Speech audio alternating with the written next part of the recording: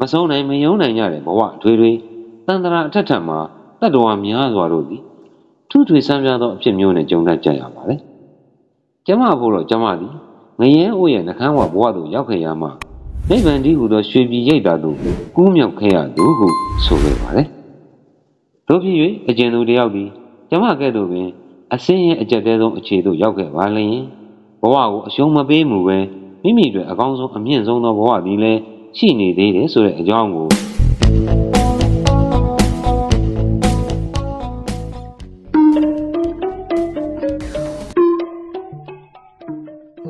အားလုံးပဲမင်္ဂလာပါဗျဒီတစ်ခါတော့ဆရာကြီးငွေဦးတော်ရေးသားစီရင်အပ်သော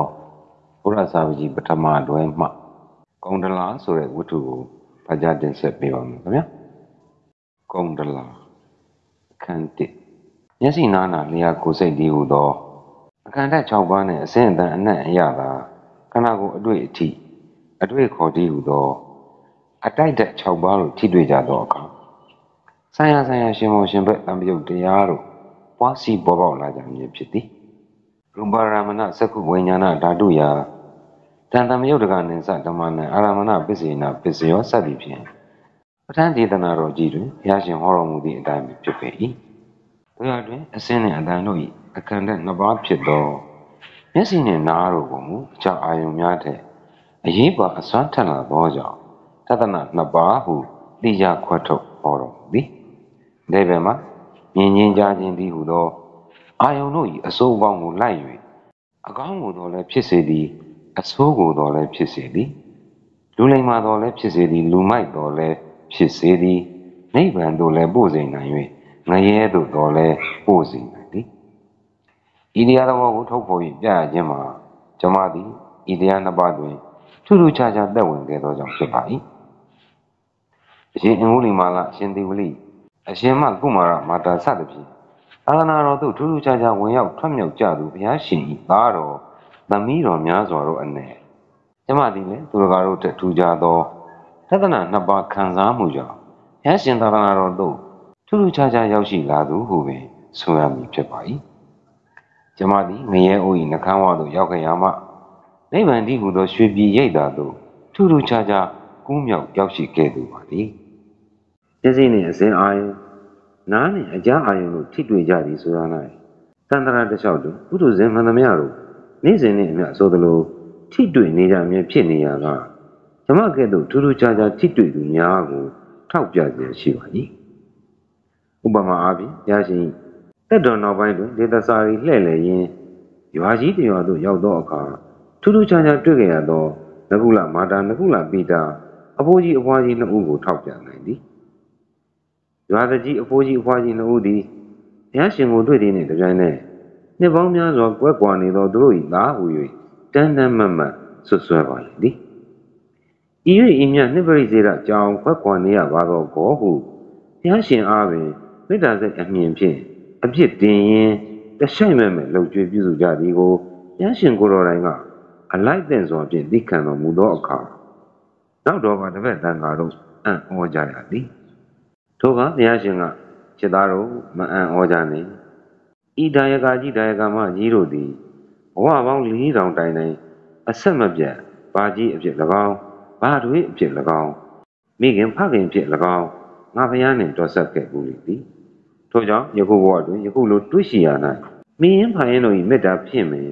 ချစ်ခင်တွေ့တာမှုဖြစ်ပေါ်လာခြင်းဖြစ်ပေသည်ဟုတန်တရာအကြောင်းကိုဖော်ပြရင်းပုဗ္ဗေစတန်နိဝါဒေနရှိကတွေ့ထိသိမြင်အပ်သောအကြောင်းအရာတို့ပေါင်းစပ်ကာမေတ္တာတရားပွားများကြသည်ဟုသောတရားအမြင်တစ်ပုဒ်ကိုပင်ဟောထုတ်တော်မူခဲ့သည်ဘုရားရှင်ပုဗ္ဗေစမှာဘာကြီးဘာတွင်မိခင်ဖခင်အဖြစ်အလွန်လှပတော်မူပါဘုရားရှင်ပုဗ္ဗေစအလှပကဲ့သို့ပင်အခြားသူတို့၏ပုဗ္ဗေစများမှာလည်းလှပကြပါလိမ့်မည်ကျမမှာမူဘယ်ဘဝကအကြောင်းကအကျိုးဆက်လေးရလို့မသိလူလိမ်လူမိုက်လူယုံမှာသခိုးဓမြမျှတာမက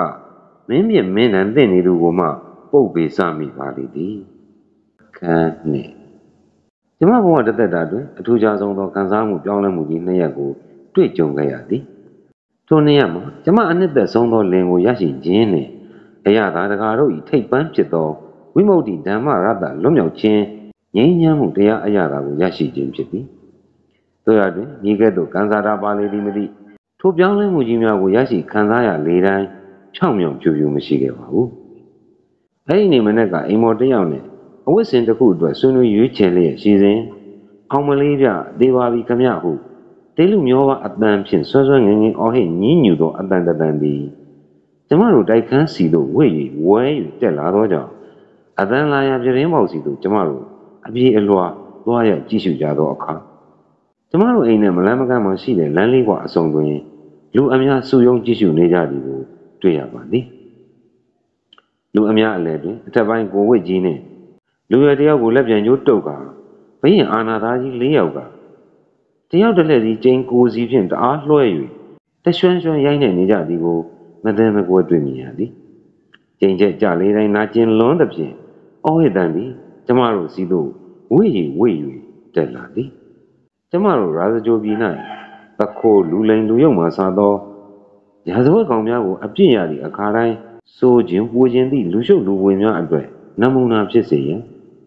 ယင်ကဲ့သို့လမ်းစုံလမ်းကောအများတွင်ကျိန်တံပေး၍တုတ်တန်တို့ထုတ်လေရှိသည်မှာယို၍ပင်နေပါသေးသည်တို့ရတွင်ထိုနေ့ကအတွေ့အကြုံမှာကျမအတွက်တော့ထူးခြားလာပါ၏မရက်တည်နိုင်အောင်ပင်ထူးခြားလာပါ၏အာနံပကွက်သားတို့၏ကျိန်များအကြားတွင်လူပြိုတင်းမာသောကိုဟန်ဖြင့်ရိမ့်ရိမ့်လှုပ်ရှားလေရှိသောရာဇဝတ်သားကိုမသိမကွယ်လှမ်းမြင်ရသည်မှာဧကန္နာဟရိပ္ပကိုရော်လေးဖြင့်ဟန်တူသည်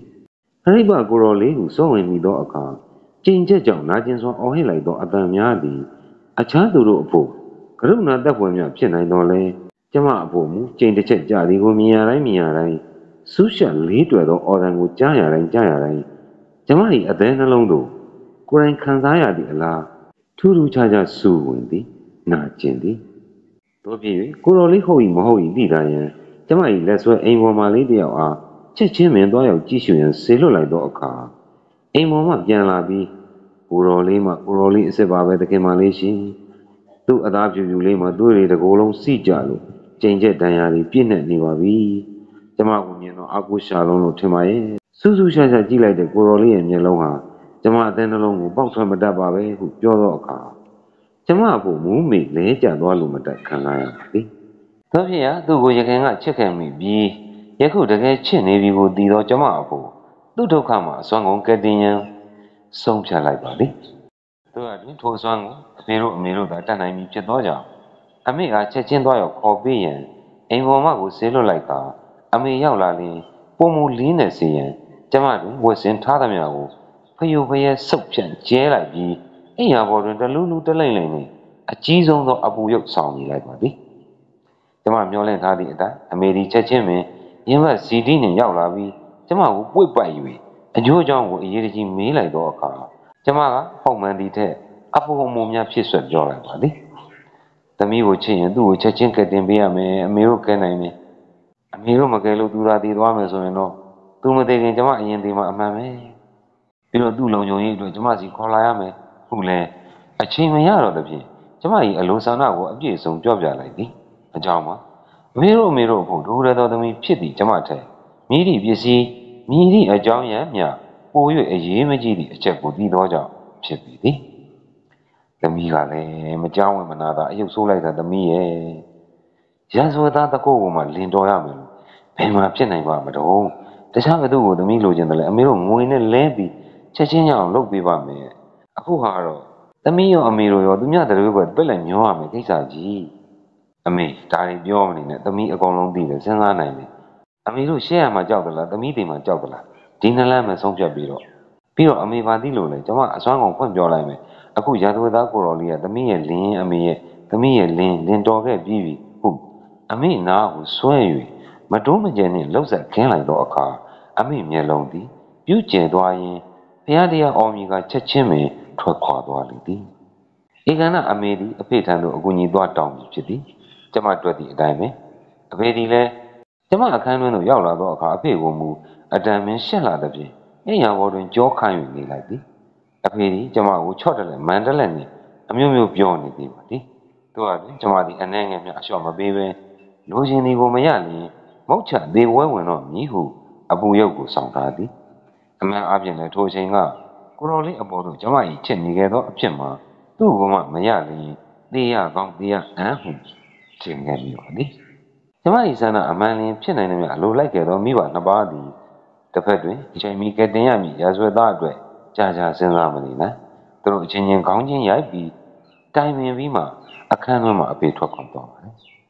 အမေကတစ်ဖက်မှာစူပူပြောဆိုရင်တစ်ဖက်မှာကျမအလိုဆန္ဒပြည့်အောင်ဆောင်ရွက်ပေးမယ်အကြောင်းပြောတယ်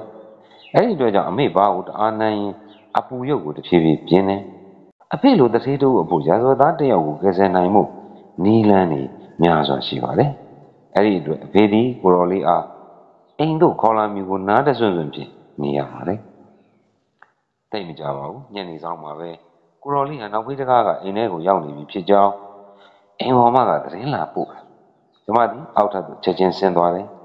မကင်မှာစိုးပြီးလင်တော်ခဲ့တယ်လို့အမေကိုလိန်ညာခဲ့ပြီးဖြစ်တဲ့အတွက်ကြောင့်အကျွမ်းဝင်ပြီးသူတွေအဖြစ်ကျမတို့နှစ်ယောက်တွေ့ဆုံတဲ့နေရာမှာအဖေတို့အမေတို့ကရှက်စလုံးနဲ့ရှောင်ပေးကြပါတယ်အောက်ထပ်နောက်ဖေးကမ်းမှာလျှို့ဝှက်ခေါ်ဆောင်လာရဟန်တူတဲ့အဝတ်စင်တစ်မျိုးနဲ့မတ်တက်ရက်ကဝမ်းမြောက်တဲ့မျော်လင့်တဲ့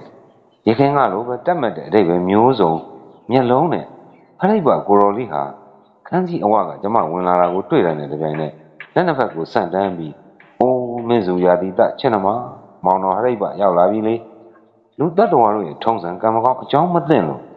ရာဇဝတ်တန်ကိုခိတ္တခဏခံရပါမယ်အဲ့ဒီရာဇဝတ်တန်ကပဲသမတော်မင်းစုရာတိတစီတို့ပို့ဆောင်လိုက်ပြီမဟုတ်လားအိုးမင်းစုရာတိတမောင်တော်ဟရိတ်ပါကိုကြိုးစုံနေတာမဟုတ်ပါလားကွယ်ဟုပြောလိုက်ပြီကျမသည်တစုံတရာစဉ်းစားမနေတော့ပဲမောင်တော်ဟရိတ်ပါရင်ဝင်တို့ပြေးဝင်ပွေ့ဖက်လိုက်သည်အခန်းတော့ကျမ၏အမိမှာကြာညိုရင်အစင်းကဲ့သို့ညိုမောင်သောသပင်အလှကြောင့်၎င်းမဟူရာအသွေးကဲ့သို့ရီမောင်ဝင်းလက်သောမျက်လုံးကြောင့်၎င်းကုံတလားဟုအမည်ပေးထားကြောင်းသိရပါသည်ကျမတို့ခေတ်တွင်မိဘများကသူတို့သမီးများအပေါ်ခေါ်ကြသောဗတ်တာဟုသောအမည်ဖြင့်လည်းမိဘများကတလှည့်စီခေါ်ကြသည်ကျမဘုတာမန်အပြင်ထူးခြားချက်နှစ်ရရှိသည်ဟုဆိုရပါမည်တရက်မှာကျွယ်ဝသောမိဘနှစ်ပါးတွင်ကျမတယောက်တည်းကိုစုပုံ၍ချစ်ရလောက်အောင်ကျမတယောက်တည်းသာထွန်းကားခြင်းဖြစ်၍အခြားတရက်မှာအရွယ်ရောက်သည့်ဆိုကြတဲ့ကအချစ်ကိစ္စလင်သားကိစ္စတဲ့အဆိုအကဂီတဗန္ဒရာဘက်တွင်သာစိတ်ထက်သန်ခဲ့ခြင်းဖြစ်ပေသည်ကျမ၏အလှကိုကျမသိပါသည်ကျမ၏အလှမိဘ၏ပစ္စည်းကုန်ကြောင့်ဝေးနီဝန်းကျင်အကိုကာလာသားတို့ဝိုင်းဝိုင်းလဲလဲရှိခဲ့ကြသည်တို့ရတွင်အချစ်ကိစ္စအိမ်တော်ကိစ္စတဲ့အဆိုအကလေ့လာသင်ကြားမှုဘက်တွင်သာအာရုံစိုက်ခဲ့ပါသည်ပင်ကိုအလှတွင်စီးစနစ်ကြသောအကလေ့ကျင့်မှုများဖြင့်ဖြည့်ဆွတ်လိုက်သောအခါတာမန်ယောက်ျားတစ်ယောက်မမှုလောက်သောကြမ်းမှဆိုပြမှုကြစ်လက်တမ်းမာမှုအကျိုးများပြေဝလာသည်အာနွယ်သောအမျိုးသမီးတစ်ယောက်ဟူ၍လူကြီးမိဘအလစ်တွင်ကိုရီလက်ရောက်အချစ်ဆန်းလိုကြသောပြားပရုံးတို့အဖို့လွယ်လွယ်နှင့်တက်လန်ကြရသည်ရင်းကဲ့သို့အခြေအေးတွင်ကျမဂရုမစိုက်သမျှကျမကိုလက်မလွတ်ခြင်းသောမိဘများကလည်းသဘောကျကြပါသည်ကျမဝါသနာကျမအဆိုအကဖြင့်ဂုံရှိသောပေါ်လန်းသပင်များတွင်ကျမမပါလျင်မပြီးတော့တကဲ့သို့ဗန်းတင်ရသည်နှင့်ကျမမိဘများအဖို့ခုံယူ၍မဆုံးဖြစ်နေကြရသည်သို့သောဤ၍ဤမြတ်ဆောင်စည်းအောင်ဤလာသမျှတို့မှာဤလူဆိုးလူလိမ်အတွက်ဖြစ်ခဲ့ရတော့သည်ကျမသည်သူ့ကိုလူလိမ်လူကောက်တယောက်ဖြစ်ကြောင်းရှင်းမစော့ကပင်ငြိမ်းစားမိခဲ့ပါသည်တို့ရတွင်ဘယ်ဘဝကပုတ်ဝေစားခဲ့မိသည်မသိအတိခောက်ခဲ့အဝင်နဲ့ပါလိမ့်သည်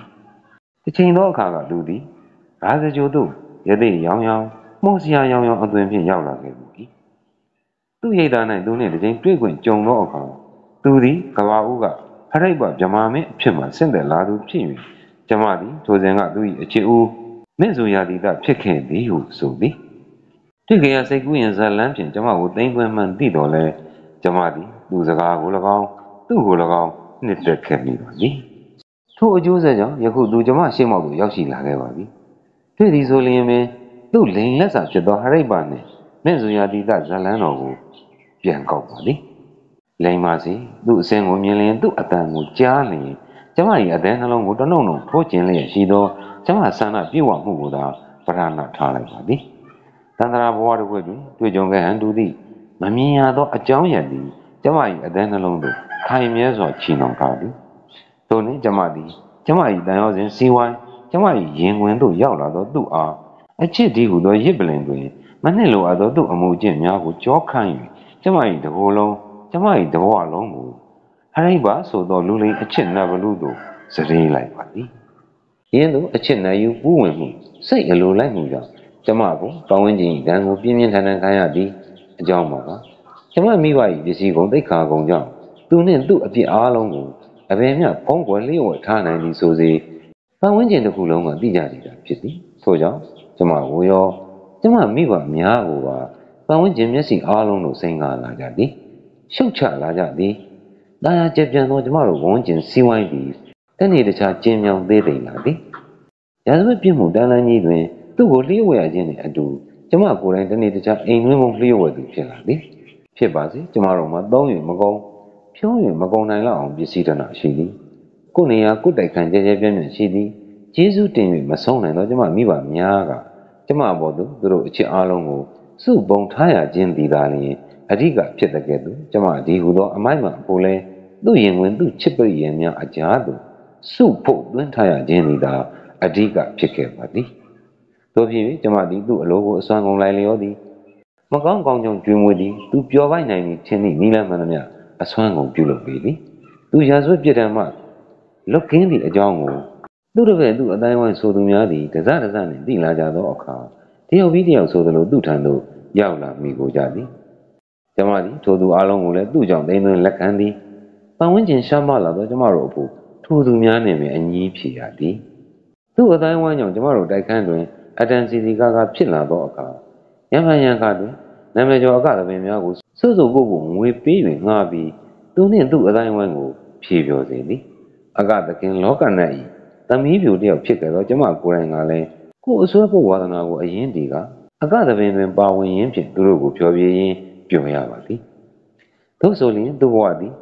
အဝီစီမှနတ်ပြည်သို့ဆွဲတင်လိုက်တဲ့ကဲ့သို့အံ့ဩဝင်နည်းဖြင့်ပါရပြီကျမကဲ့သို့သူ့ကိုအစွမ်းကုန်အလိုလိုက်လာသောချောသောတထေးသမီးငယ်ကိုလည်းရရှိပေပြီ။သောမကုံဆွဲမကုံရတနာရွှေငွေတို့လည်းအသင့်ရှိပြီ။အကောင်းဆုံးကိုစား၍အကောင်းဆုံးကိုဝိ၍အမြင့်ဆုံးစည်းစိမ်ကိုခံစားနေရပြီဆိုရင်သူ့အဖို့ဘာလိုသေးသနည်း။လိုပါချေသေး၏လူမိုက်တွင်စေးမရှိကြည်တကား။သူ့ကိုကတင်ပြီးစအခိုက်တန်တွင်သာသူ၏ကျေးဇူးတင်ဝမ်းမြောက်မှုနှင့်ကျမအပေါ်တွင်ချစ်တဲ့အောင်လှည့်စားသောသူ၏ပရိယေအပြုတ်မှုများကိုတွေ့ရတော့လေအတန်ကြာသောအခါသူ၏သွေးအေးမှုကိုတွေ့လာရသည်ဝမ်းတွင်းကမပါသောဟန်စကားများကိုကြားလာရသည်သူ့မျက်လုံးများ၏ခြေပိုင်းတွင်ကျမကိုစိတ်ဝင်စားတဲ့အောင်ဟန်ဆောင်ဖုံးထားတော့လေနောက်ပိုင်းတွင်စိမ့်ကား၍အကြံတစ်မျိုးထုတ်နေသောအယောင်ဆင်းများကိုတွေ့လာရသည်ဤမျှတာမကသူ၏လွတ်မြောက်မှုနှင့်မမျှော်လင့်သောစည်းစိမ်ခံစားရမှုများမှာ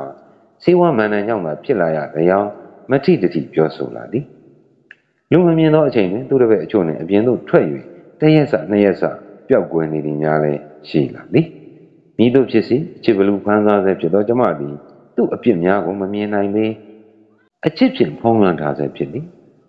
တို့ရတွင်ဤတတ္တဝါခွေးမိကောက်ကားကျမ၏အချစ်ကြည်တော့ဖြင့်ဆွတ်၍မရနိုင်ကြတကားတို့နှင့်သူ့နောက်ဆုံးရည်များသည်တနေ့တခြားနီးကပ်လာခဲ့ပြီအခန်းလေးထိုရည်များအတွင်၌သူအပြင်သို့ထွက်သွားတိုင်းတိုက်ခန်းမှရွှေငွေရတနာများကိုထုတ်ယူသွားသည်ရန်လာသည်ဆိုလျှင်ထိုရတနာများကုန်ခန်း၍အကြောင်းတစ်ခုခုပြသပြောဆိုသည်တစ်ဖက်တွင်လည်းကျမအပေါ်၌ရှိကတဲ့အချစ်မေတ္တာပိုးလာသောအစွမ်းကုန်ပြုမှုသည်ကျမအမိုက်မှအဖို့အပြစ်ကိုဖယ်၍အချစ်ကိုယူသည်သူ့ကိုယ်တကိုယ်လုံးပင်ပုံအပ်ထားပြီးဖြစ်၍ပစ္စည်းဒီကရဏမဟုတ်တော့ကျမခံယူချက်ကိုအဆုံးပြောရလျင်သူလှုပ်ချင်သမျှလှုပ်ပါစေသူပြုသမျှနှုတ်မီဖြစ်ချင်ရာဖြစ်ပါစေတော့ဟုပင်ဆုံးဖြတ်ထားသည်သို့သောသူလှုပ်ပုံကချစ်မေတ္တာကင်းမဲ့လွန်လာပေသည်လူမိုက်ပီတလွန်လာပေသည်စိတ်ရွှေပစ္စည်းများထုတ်ယူသွားပြီးပြန်လာတိုင်းသူပြောပြသောအကြောင်းပြတစ်ချက်မှာသူနှင့်သူ့တစ်ပည့်များသည်တခိုးလည်ဆွဲတောင်ရှိနတ်ကွန်းသို့ဤမျိုးစုံဖြင့်တွားရောက်ပူဇော်ကြော့ကြခြင်းဖြစ်သည်ဟုဆိုသည်သူသည်ရာဇဝတ်ထံမသိမီကဤနတ်ကွန်းသို့တွားရောက်ခဲ့ပြီးရာဇဝတ်ဘေးမှကင်းဝေးစေကြောင်းအကယ်၍ရာဇဝတ်ထံတင့်ငယ်လျင်လဲကင်းလွန်အောင်ဆောင်မစေလိုကြောင်းစုတောင်းစုယူပြုခဲ့သည်ဟုဆိုသည်ယခုရာဇဝတ်ဘေးမှအံ့စပွဲလွတ်မြောက်ခဲ့ရခြင်းမှာလဲတခိုးလည်ဆွဲနတ်မင်း၏မဆောင်မှုကြောင့်ဖြစ်ရာဂရိအတိုင်းတွားရောက်ကြော့ရခြင်းဖြစ်ကြောင်းပြောဆိုသည်အလိန်ခံအလှိန်ခံကျမလိုအမျိုးသမီးများနှင့်လူဘိန်းများကသူ့ကိုနီးအမျိုးမျိုးဖြင့်အထင်ကြီးခဲ့ကြတော့လေဤလူယုံမှသည်သူ၏နောက်ဆုံးခရီးကိုမူကြိုတင်၍သိနေခဲ့ပေသည်တကားမိတို့ဆိုသည်သူ့အကြောင်းပြချက်သည်ခိုင်လုံစီလျော်လာသည်ဟုကျမယူဆဆဲပင်ဖြစ်ခဲ့သည်တောင်မျိုးစုံဝိုင်းပတ်လျက်ရှိသော ရာဇဂို၏အနောက်ဘက်တွင်တခိုးလေဆွဲတောင်ဟုခေါ်သောတောင်ဆန်းဆန်းတစ်လုံးနှင့်နတ်ကွန်းရှိသည်ဤတောင်သည်အတော်ပင်မြင်မာ၍လူတက်သောဘက်တွင်ပြေချော့အောင်ပြုပြင်ထားတော်လဲအခြားတစ်ဖက်တွင်မူဘူးဒီကိုထိတ်တဲ့မှာအလျားလိုက်ချက်ချင်းချမ်းထားတဲ့ကဲ့သို့မြင်မာနေဆိုင်လာသောကြောက်ကြီးဖြစ်နေသည်ရာဇဂိုအစိုးရကဤတောင်ကိုရာဇဝတ်ပေးတင်သောတခိုးနှင့်လူလိမ်လူကောင်များကိုပြစ်ချရန်အသုံးပြုသည်ထို့ကြောင့်တခိုးလေဆွဲတောင်ဟုခတ်ရင်အမိတွင်နေခြင်းဖြစ်သည်အရိပ်ပါဆိုသောကျမချစ်မိသူတခိုးလူလိမ်သည်ကျမသာမကယ်ခဲ့ပါကဤတောင်ကြောက်တွင်ပြစ်ချက်ခံရတော်မူဧကန်ဖြစ်သည်ဤတောင်ထိပ်တစ်ဖက်ကြောင့်အနည်းရှိတောအလယ်မြေပြန့်တွင်ခက်ချမ်းချမ်းပုံစံဖြင့်ပြင်ဆင်တိဆောက်ထားသောနတ်ကွန်းတစ်ခုရှိသည်တခိုးလေဆွဲနတ်ကွန်းဟုပင်ခေါ်ပါသည်ယုံကြည်သောရာဇဂိုသားအချို့သည်ဤနတ်ကွန်းသို့ရံဖန်ရံခါတွားရောက်ပူဇော်လေးရှိကြသည်ကျမသည်လည်းငယ်စဉ်အချိန်ကမိဘများနှင့်အတူဤနတ်ကွန်းသို့တစ်ခေါက်ရောက်ခဲ့ပူပါ၏တို့ရတွင်အမည်နှင့်ဝန်းကျင်နှင့်လိုက်လျောစွာပင်နတ်မင်း၏နှစ်လိုဝဲမကောင်းလာသောအသွင်အစဉ်ကြောင့်နောက်တစ်ချိန်တွားရောက်ဖို့မကြိုးစားခဲ့တော့ပါဘူးဤနတ်ကွန်းသို့သူတို့တွားရောက်၍ပူဇော်သည်ပြင်ဆင်တဲ့နေများကိုပြင်ဆင်ပသသည်ဟုဆိုသည်အိမ်တွင်အောင်ရသည်မှာညင်းငွေသောကြောင့်ဤနတ်ကွန်းတော်ရိပ်တွင်တရားဘာဝနာတွားရောက်ပွားများသည်စေဝါဖော်ဆက်သည်ဟုဆိုလိုက်သေးသည်စီလျော်သောအကြောင်းပြချက်ပါပေသည်သို့သောနောက်ဆုံးအခေါက်မှာတော့ကျမကိုပါလိုက်၍ပူဇော်ရမယ်လို့တောင်းဆိုလာပါတယ်ကျမကလည်းသူ့ရဲ့ခြေစနီးဖြစ်တဲ့အတိုင်းဇနီးမောင်နှံတို့နောက်ဆုံးပူဇော်ခြင်းဖြင့်လာရောက်ပူဇော်ပါမည်ဟုနတ်မင်းအားဂရိဝန်တန်ခံထားသည်ဟုလည်းဆိုတယ်ပူဇော်ရမှာတာမန်မြမဟုတ်ပဲကျမမှာရှိတဲ့မြဇိမ်ရှုံငွေရတနာတွေကိုဝတ်ဆင်ယူငင်းပြီးတင်ပြပူဇော်ရမယ်ပူဇော်ပြီးရင်ပြန်ယူလာနိုင်တယ်လို့ဆိုတယ်ဒီကိစ္စအဆင်ပြေဖို့အတွက်သူကကျမကိုနည်းမျိုးစုံနဲ့ချော့မော့ပြောတယ်မျက်နှာချိုသွေးတယ်ခရိုင်းတဲ့ဘိုးပြီးလိုက်လျောတယ်အကြောင်းပြကလည်းဇီလျောခက်ခဲတဲ့အလုပ်လည်းမဟုတ်တဲ့အတွက်သူပြုသမျှနှုတ်ကိုဆုံးဖြတ်ထားတဲ့ကျမအဖို့သူ့ဆန္ဒအတိုင်းလွယ်လွယ်နဲ့ပဲလိုက်လျောသဘောတူပြီးမိဘတွေကိုအတိပေးနတ်ကုန်းကိုတွားရောက်ပူဇော်ဖို့အစီအစဉ်ပြုလုပ်လိုက်ပါတော့တယ်အဲ့ဒီလိုနဲ့သူ့အမိန့်သူ့ဆန္ဒအတိုင်းပဲသတ်မှတ်ထားတဲ့တညက်နေခင်းမှာကျမတို့ကိုယ်လုံးဝတ်ဆင်စရာရှိသမျှစိန်ရွှေရတနာတွေကိုဒဇင်သာအပြည့်ဝတ်ဆင်၍၎င်းနတ်မင်းအားခိတ္တမြပြတ်တာပူဇော်ရန်လို့အပိုရတနာပစ္စည်းတွေကိုထုတ်ပိုး၍တော်၎င်းတခြားသင့်လျော်တဲ့မုတ်ခဲဝယ်တွေကိုပြင်ဆင်၍တော်၎င်းကျမရဲ့အချွေရန်နေနဲ့သူ့တပည့်အတိုင်းဝိုင်းတွေကိုလိုက်ပါပို့ဆောင်စေပြီးနတ်ကုန်းကိုထွက်ခဲ့ကြပါလေတယ်တို့ရတွင်တောင်ကြီးကိုရောက်တဲ့အခါမှာတော့အချွေရန်အားလုံးကိုတောင်ကြီးမှာပဲနေခဲ့စေပြီးသူနဲ့ကျမနှစ်ယောက်ထဲသာတက်ရောက်ကြော့ကြရဖို့အစီအစဉ်ဖြစ်တယ်လို့ဆိုလာပြန်ပါတယ်အဲ့ဒီအခါကျမဖို့သူသတ်မှတ်ခေါ်ဆောင်လာခဲ့တဲ့နင်းညိုညိုအချိန်မှာဝင်းကျင်တော်တောင်ရဲ့စိတ်ငြိမ်မှုကြောင့်၎င်းပါရှိလာတဲ့အဖိုးမပြတ်နိုင်တဲ့ပစ္စည်းတို့ကြောင့်၎င်းအချစ်ကြောင့်နစ်မိခဲ့တော့လဲသူ့ရဲ့မခိုင်လုံသောအကျင့်စာရိတ္တကိုသတိရ၍၎င်းထင်ငနေဖြစ်မိပါတော့လဲပေါက်တဲ့နဖူမထူးတော့လို့ဆုံးဖြတ်ပြီးဟန်ကိုဖို့သဘောနဲ့အိန္ဒြေမပြတ်စေပဲလိုက်လိုက်ရောရောပဲလိုက်ပါတက်ရောက်ခဲ့ကြပါလေနတ်ကုန်းရှိကိုရောက်တဲ့အခါအတန်မင်းနေညိုတန်းခဲ့ပါပြီကျမနဲ့သူဟာတောင်တက်ခဲ့တဲ့အချိန်ကြောင့်အပန်းဖြေဖို့နတ်ကုန်းရှိကြောက်ကဘာထိတ်မှရှိတဲ့တောင်စွန်းတစ်ခုမှာခဏထိုင်ကြပါလေထိုင်လို့မှအပန်းမပြေခင်မှာပဲတကောက်သားကသူ့ဇက်ွက်ကိုစတင်ပါတော့တယ်အဲ့ဒီအချိန်မှာကျမတို့ကြောဘက်ကြောက်ကဘာကစံတက်တိုက်ခတ်နေတဲ့လေတံကတပါတခြားတတော်လုံးတိတ်ဆိတ်ငြိမ်သက်နေပါတယ်ရှေ့တူယူစီမှာတော့နတ်ကွန်းအတွင်းကနတ်ရုပ်ကြီးကိုမြင်နေရတယ်ပေါက်စိန်တစ်ဖက်လှန်တစ်ဖက်နဲ့လက်များစွာမှာလက်နဲ့မျိုးစုံတွေကိုကင်ဆောင်ထားတဲ့တကူးလေဆွဲနတ်မင်းဒီပြူးကျဲသောမျက်လုံးတွေနဲ့ကျမတို့ကိုလှမ်းကြည့်နေတယ်လို့တွေ့လိုက်ရပါတယ်ကဲမင်းစုရသည်သာမင်းဘဝဇာလန်းဆုံးပြီမင်းယုံနဲ့ဘုရားတရားနတ်တွေဝါတွေကိုသာတတပူဇော်ပေတော့ဆိုင်မစင်ဘုံမစင်ဆိုသလိုပဲမိုးချိုးကြသလိုဒီလိုစကားသံနဲ့သူ့ဇက်ွက်ကိုစတင်လိုက်ပါတော့တယ်သူ့လေတံဒီကျမရင်ဝင်မှာအချစ်နှီးနှောစဉ်ကလေတံမျိုးနဲ့လုံးဝကွဲတယ်တင်းမာတယ်သူ့ဇာလန်းကိုစတင်မှုအရှိန်ယူထားပုံပေါ်ပါတယ်သူစကားသူ့လေတံဟာအားသင့်လောက်အောင်ပဲမကြားဘူးခဲ့ခြင်းဖြစ်တဲ့အတွက်ကြည်စင်နောက်ပြောင်လေသလားလို့သူ့မျက်နှာစီကိုဖြတ်ခနဲ့တစ်ချက်အကဲခတ်ကြည့်လိုက်တဲ့အခါမှာတော့ဘလူးပေါင်းဆောင်သလိုမျက်နှာသွင်းမြင်ပြောင်းလဲနေတာကိုအံ့ဩစွာတွေ့လိုက်ရပါတယ်လက်ရဘက်လက်ကသူ့ခါမှာချိတ်ထားတဲ့ဓာငယ်စီကိုတင်ထားတာကိုလည်းတွေ့ရတယ်အဲ့ဒီဓာကိုသူမပြတ်ဆောင်ပါဘူးဆေးဖော်ဆက်တဲ့နေရာမှာအသုံးပြုတဲ့ဆေးဓာလို့လည်းဆိုတယ်ဘယ်လိုပြောလိုက်တာလဲမောင်မောင်ရင် ဘယ်လိုပြောရမလဲတိုးတိုးနဲ့လိုရင်းပြောရင်တော့မင်းကိုတတ်ပြီးပစ္စည်းယူဖို့ဒီကိုလှက်ခေါ်လာတာပ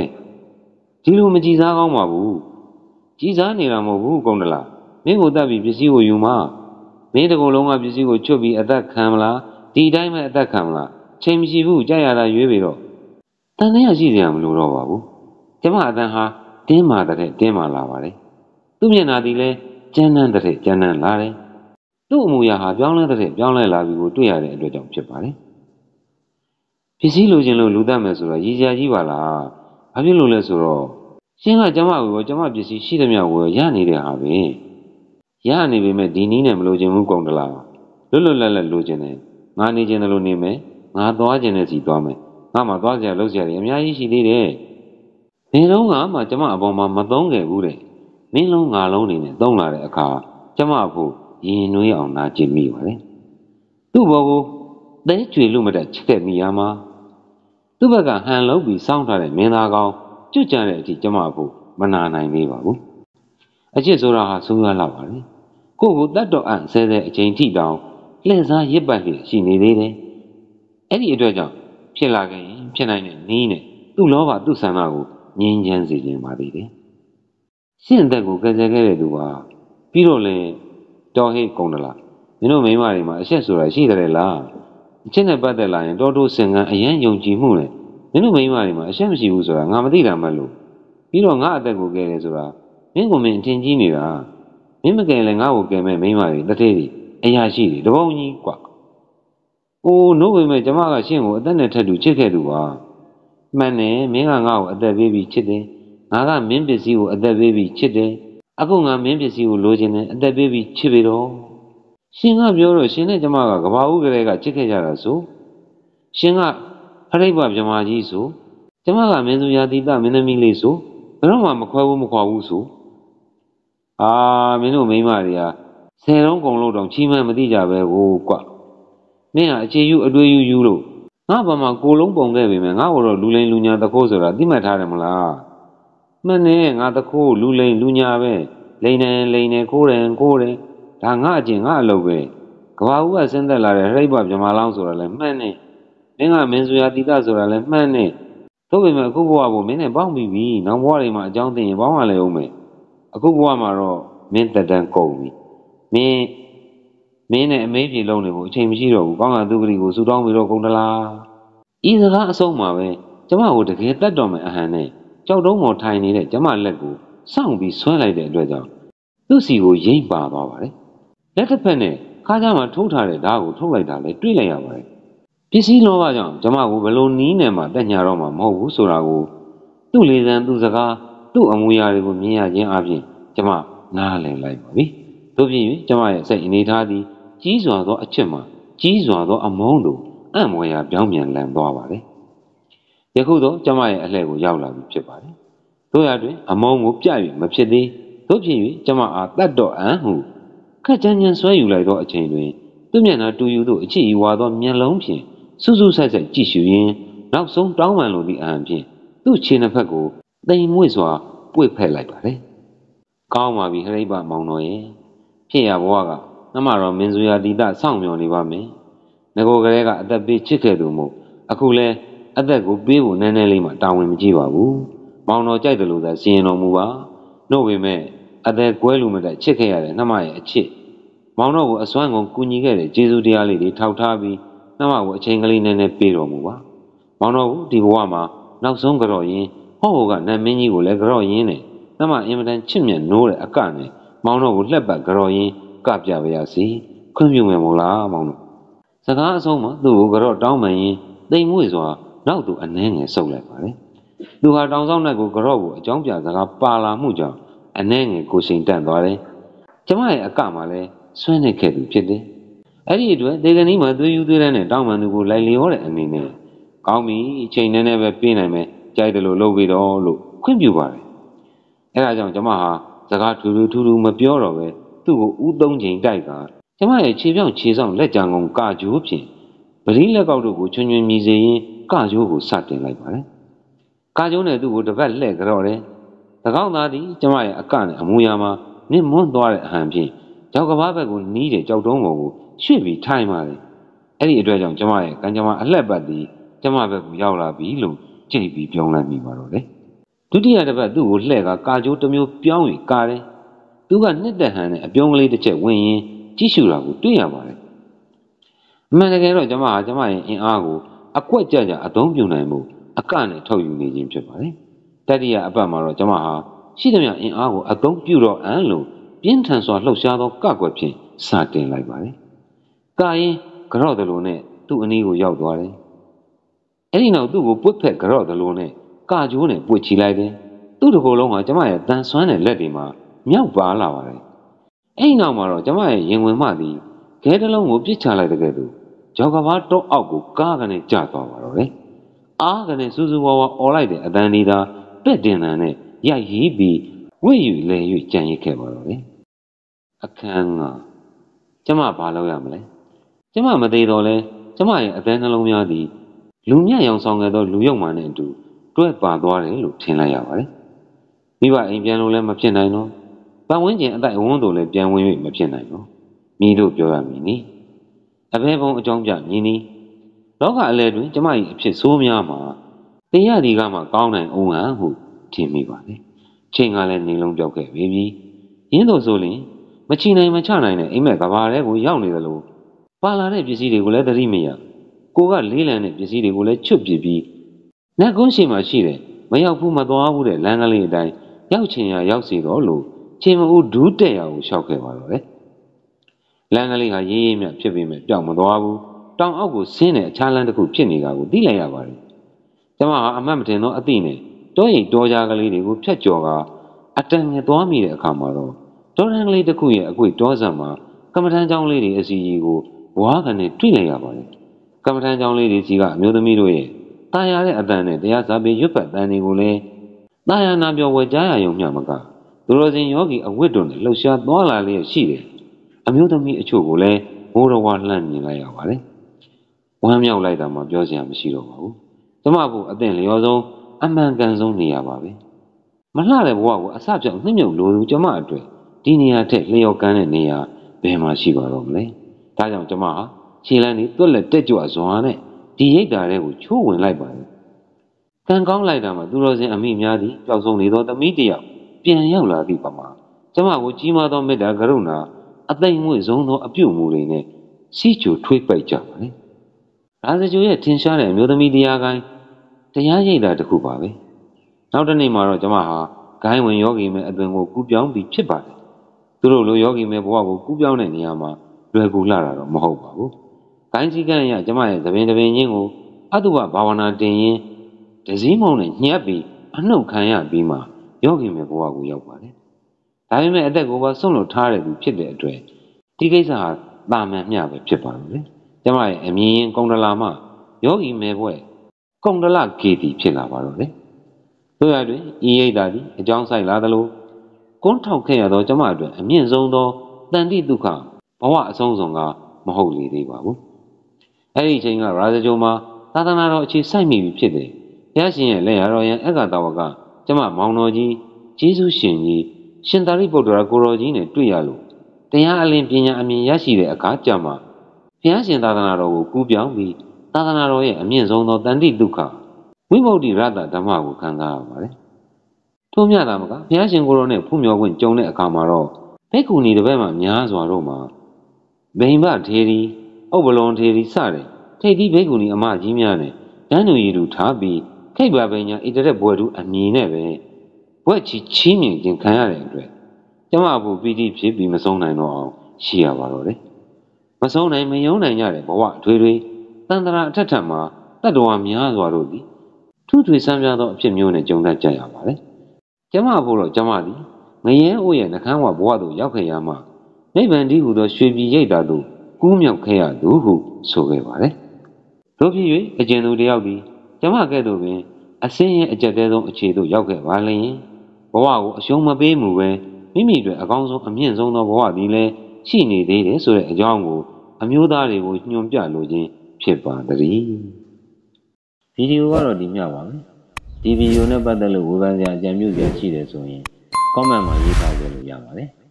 ဗီဒီယိုကိုအဆုံးထိကြည့်ရှုပေးတဲ့အတွက်အားလုံးကိုကျေးဇူးတင်ပါတယ်ခင်ဗျာကိုစိတ်နှပြ ချမ်းသာကြပါစေ။